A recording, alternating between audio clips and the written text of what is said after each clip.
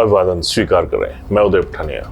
26 जनवरी, जब भी इस दिन का जिक्र होता है, इस महापर्व का जिक्र होता है, तो अचानक से बच्चे, बूढ़े, जवान, जो मर्जी हो, उनके दिमाग में एक छवि उभरती है और वो है गणतंत्र दिवस की परेड। आज परेड भी हुई, राष्ट्रीय स्तर पर भी हुई, प्रदेश स्तर पर भी हुई, जिला स्तर पर भी हुई, उपमंडल स्तर तक परेड्स का आयोजन हुआ। लेकिन आज 26 जनवरी के दिन हिमाचल में जो परेड एक और हुई, वो बहुत दिलचस्प भी है। और इस परेड का नाम था कांग्रेस, और ये कांग्रेस के भीतर ही आज ये परेड हुई है। अब जो मसला मैं आगे आपके साथ शेयर करने वाला हूं, उससे पहले ये थोड़ी सी फोटोग्राफ्स देखिए। तो आपने देखा कि इन फोटोज में एक चेहरा कॉमन है, और वो चेहरा है हमीरपुर सदर के आजाद विधायक आशीष शर्मा का। आज उनके घर पर फंक्शन था।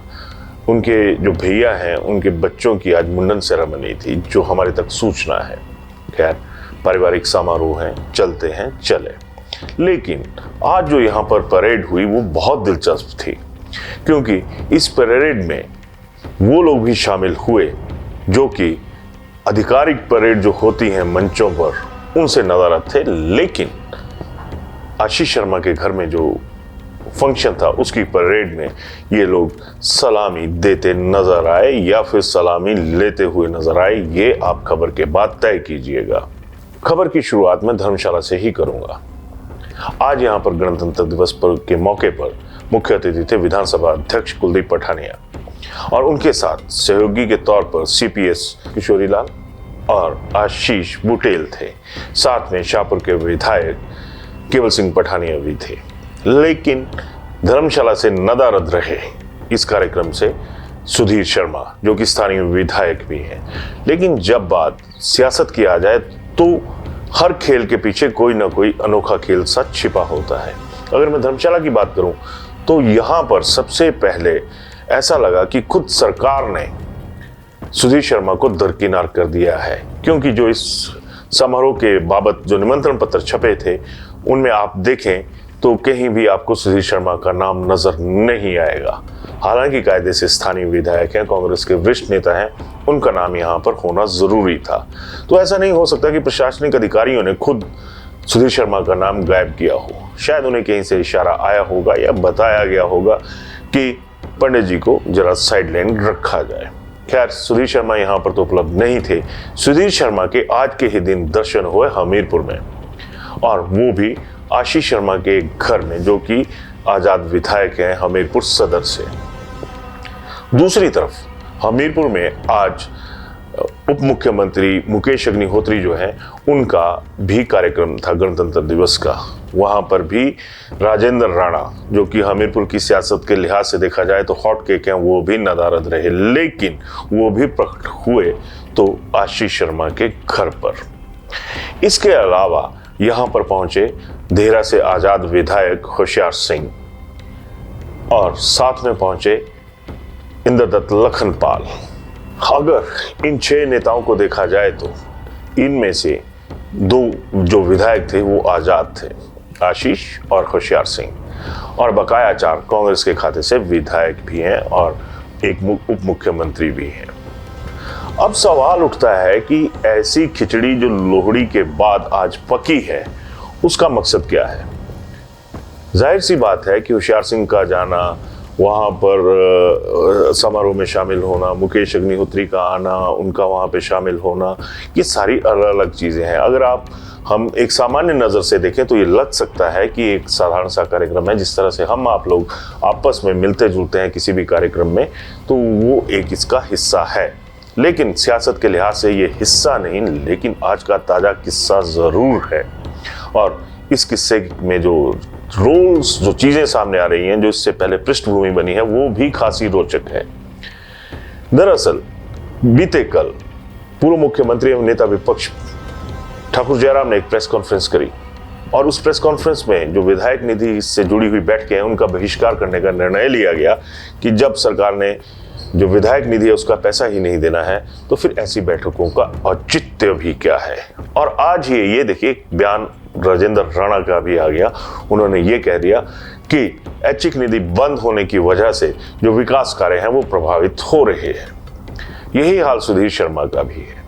उनकी भी कहीं ना कहीं यही नाराजगी है कि जो विधायक निधि है वो क्यों नहीं सामने आ रही, उसको देने से परहेज क्यों बरता जा रहा है। आज ही के दिन शायद तमाम विधायकों को पूर्व मुख्यमंत्री प्रोफेसर प्रेम कुमार धूमल की भी याद आ रही होगी, क्योंकि प्रोफेसर धूमल ने ही इस विधायक निधि का आगाज किया था और मौजूदा दौर में जो मुख्यमंत्री हैं वो भी हमीरपुर जिला से संबंधित हैं। इस योजना की शुरुआत करने वाले भी जो मुख्यमंत्री रहे हैं वो हमीरपुर से थे और अब जब इसके ऊपर संकट के बादल, विधायकों की भाषा में बोलूं तो जो संकट के बादल हैं वो भी यहाँ पर छाए हुए हैं। हमारी एक वरिष्ठ नेता के साथ बात हो रही थी तो उन्होंने एक बात कही कि हम सरकार के इस बैठक में जाकर फायदा क्या होगा, 4 सरकार के बिस्कुट और ठंडी चाय पीने के बाद भी अगर कुछ ना मिले तो ऐसी बैठकों में जाना क्या। उन्होंने तो यहाँ तक कटाक्ष कर दिया कि अगर इसी तरह की व्यवस्था परिवर्तन रखना है, इसी तरह का व्यवस्था परिवर्तन करना है, फिर तो प्रश्नकाल की भी कोई जो जरूरत है वो विधानसभा के भीतर नहीं है। फिर बतौर विधायक प्रश्न पूछने का कोई औचित्य नहीं रह जाता। आप आरटीआई का सहारा लीजिए, आरटीआई के जरिए आपको हर सूचना मिल जाएगी। फिर चर्चाओं का दौर भी क्यों बंद नहीं कर दिया जाता। और हैरानी की बात है, जिन नेता की मैं बात कर रहा हूं वो कांग्रेस से संबंधित हैं। अब ऐसे में ये खबर दूसरी तरफ भी घूमती है। बिहार में नीतीश बाबू के नाराज होने से और उनके अचानक एक तरह से जो सियासत, सक्रिय सियासत है, उसके परिदृश्य पर गायब हो जाने पर 100 अटकलें लग रही हैं कि क्या अब इंडिया का दामन छोड़कर नीतीश बाबू जो है वो दूसरी तरफ रुख करेंगे, एनडीए का रुख करेंगे, मोदी के साथ गलबहियां करेंगे। खैर, ये जो मसला है नीतीश बाबू का और एनडीए इंडिया जो भी चलता है ये राष्ट्रीय स्तर पर, वो तो 2 दलों के भीतर की चीज है। एक तरफ जनता दल यूनाइटेड है, लालू की पार्टी है, दूसरी तरफ बीजेपी है। लेकिन हिमाचल में जो हालात बन रहे हैं, जो हालात बनते हुए दिख रहे हैं, वो with in a single party that is Congress, उसके भीतर ये हालात बन रहे हैं। ऐसे में सवाल उठता है कि अगर ऐसी चीजें हो रही हैं तो उसके पीछे की वजह क्या है। असंतोष की जो भावना है वो भाजपा से ज्यादा कांग्रेस के खाते में आ रही है, कांग्रेस के नेताओं में पनपती हुई दिख रही है। गणतंत्र दिवस के पवित्र मौके पर सारी चीजें गायब हो जाती हैं। हमने आज जो विधानसभा अध्यक्ष हैं, हालांकि उनसे पॉलिटिकल सवाल जवाब नहीं बनता है, लेकिन हमने उनसे ही सवाल पूछा कि लगातार जो सुधीर शर्मा यहाँ पे गायब चल रहे हैं उसकी क्या वजह है। तो उन्होंने भी इसी पवित्र शब्द का इस्तेमाल किया जिस तरह से मैं कर रहा हूँ कि यानी ये पवित्र मौका था। तो सवाल यहाँ पे भी उठता है कि क्या कांग्रेस में जो सियासी पवित्रता और अपवित्रता है उसका दौर शुरू हो चुका है। क्या सियासत में अपने ही नेताओं को कांग्रेस के भीतर अछूत मानने का रिवाज शुरू हो चुका है, वह भी तब जब लोकसभा चुनाव सिर पर है। अगर हालिया बात करूं तो भाजपा ने कई ऐसे कार्यक्रम शुरू किए हैं जिनसे ये साफ नजर आता है कि भाजपा फ्रंट फुट पर जा चुकी है। बीते कल नव मतदाता दिवस भाजपा ने धूमधाम से मनाया। जो नए वोटर्स हैं उनको इकट्ठा किया और उनके साथ एक संवाद किया। लेकिन प्रदेश में कांग्रेस की सरकार है, यहाँ पे संवाद की कमी शरेआम नजर आ रही है और न संगठन का तालमेल सरकार के साथ दिख रहा है और ना ही सरकार का जो तालमेल है वो संगठन के साथ दिख रहा है। दोनों में तलवारें अक्सर खिंच जाती हैं। तो ऐसे में ये सवाल भी कल को आ सकता है कि जिस तरह से तैयारियों का आलम है, जिस तरह से कांग्रेस के भीतर आपसी तालमेल है, संगठन और सरकार की तो बात छोड़िए, जो विधायकों का तालमेल सरकार के साथ होना चाहिए वो भी कहीं नजर नहीं आ रहा। तो अगर ऐसे में कल को ये कहा जाए या कांग्रेसी ये कहते हुए सुनाई दे कि ये तो ईवीएम का इस्तेमाल हो गया, तो हैरानगी वाली बात नहीं होगी, क्योंकि खुद जमीन पर एट प्रेजेंट जो कांग्रेस है वो कोई काम करता हुआ ऐसा नहीं दिख रही है जिससे ये लगे कि जो काम वो आज के दौर में कर रही है वो आने वाले दौर में वो काम उसके काम आ सकते हैं।